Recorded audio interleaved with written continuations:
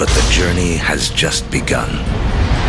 Before there can be life, the universe has to build us a suitable home.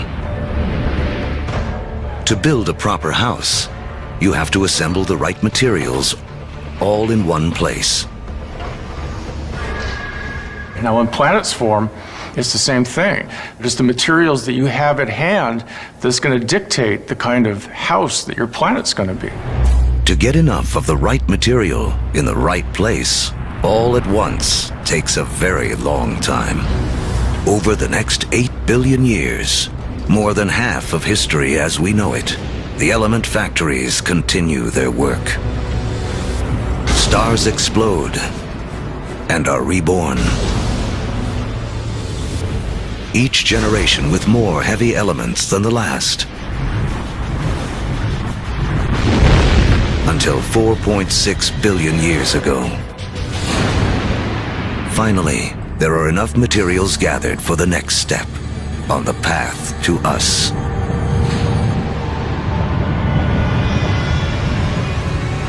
A new star is born. This is our sun. It's so massive that it's gathered up 99.9% of the gas and dust in the solar system. But there's still just enough left behind for gravity to build some other things. Like planets. The third one out from this star will be our home. By the time Earth emerges, just over 4.5 billion years ago, 2/3 of the history of the universe has already passed.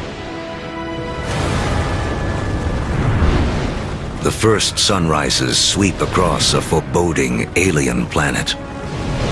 A world spinning so rapidly that a day lasts only 6 hours.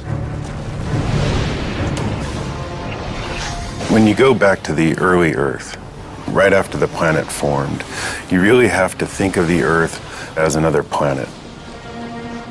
The sun would have looked out over a hellacious scene of just molten lava.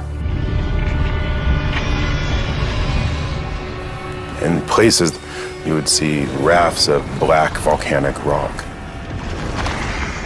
Within the liquefied rock, the elements are all in a jumble. Something has to bring order out of this chaos. And once again, that something is gravity. Lighter material drifts toward the surface and forms a solid crust, while heavier material sinks toward the center, forming a molten iron-nickel core. This churning liquid metal creates a magnetic field that reaches out into space. Like a force field, it will protect our future home from the sun's deadly charged particles. Soon, this magnetic field will allow for life to grow, and later, guide the explorers who will connect two halves of the world. But for all this to unfold, the Earth will need a critical partner.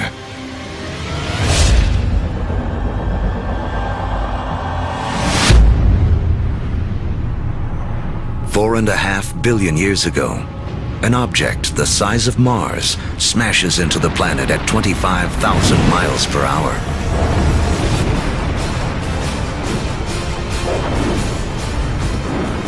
Earth swallows up much of the impactor.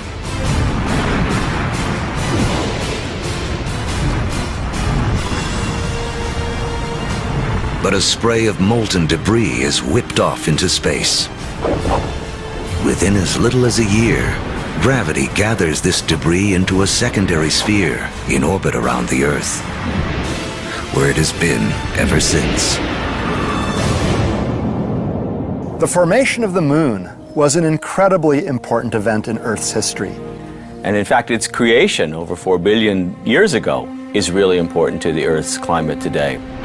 The moon keeps Earth steady. Its gravitational pull prevents the planet from wobbling, saving us from wild climate swings.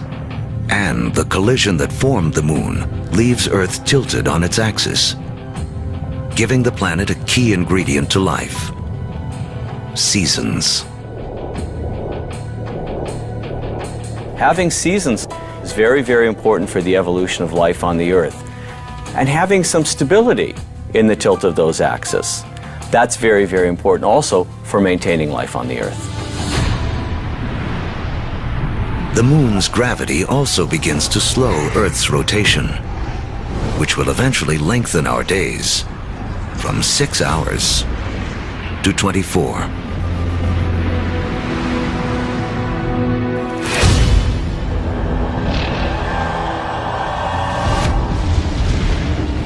$4.4 billion years ago.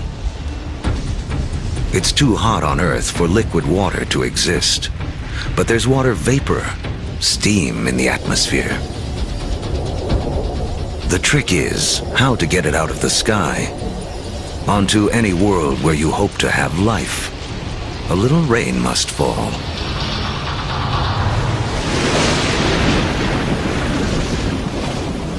For millions of years, as the planet cools, rain pours down, forming puddles, lakes, and eventually our oceans. By 3.8 billion years ago, our planet has a moon and permanent oceans, but it hardly resembles the place we now call home. To become the stage for all of human history, Earth needs an oxygen-rich atmosphere, fertile continents for people to discover and develop. Who will create our modern world? There's 1 trillion of them crawling on your skin right now.